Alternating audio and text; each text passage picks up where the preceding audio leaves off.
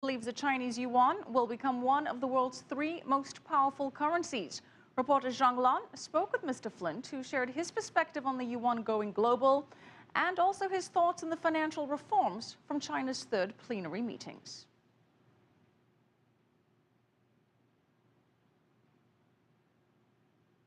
I think the progress so far has been remarkable in terms of the pace at which it's taken place, and I think the decisions that have been taken in the last couple of weeks at the plenum, as you said, are bold, courageous, and actually show a real commitment to a broadening of the reform process to further pursue China's internationalization of its currency, and indeed it's taking a greater stage economically on the world platform. Shanghai Free Trade Zone is a very important step for Shanghai's strategy to become an international financial center. And what do you think, what's your comment on the Shanghai Free Trade Zone? I think it's potentially very exciting. Obviously, there's a great deal of detail still to be understood and factored in. But the fact that China is considering a pilot program, I think to have the ability to test reforms and see market reactions in a controlled environment is a really good way of doing it.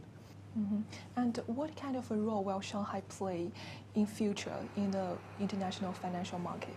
Oh, a huge role. I mean, if you go back in history, 100 years ago, Britain was the major trading nation of the world and the pound sterling was the major currency.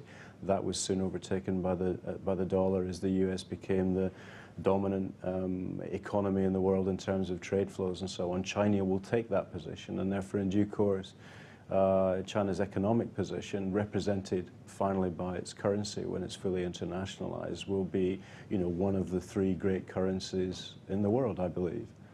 And what experience do you think that RMB can learn from other major international currencies in their process of internationalization?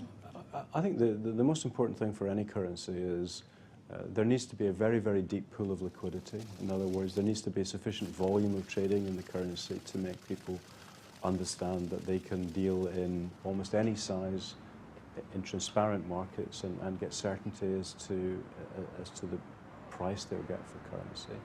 And the rule of law is fundamental. The rule of law is terribly, terribly important, so that when there is a contractual dispute, that the court system, the legal system, which underpins trading in any currency is predictable.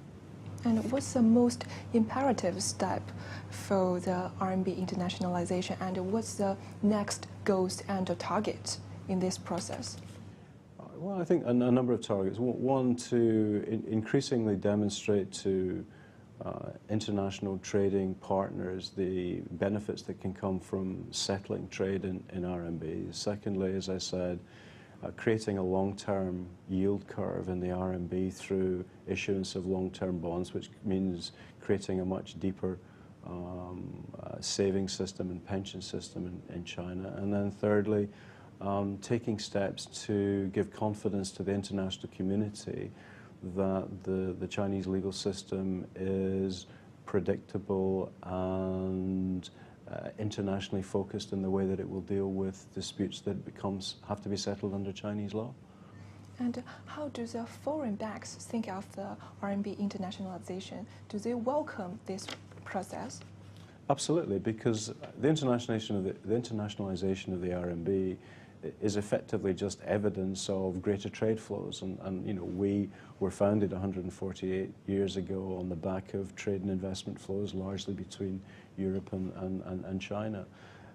So anything that promotes international trade, anything that creates volume through the financial markets is good for the financial system.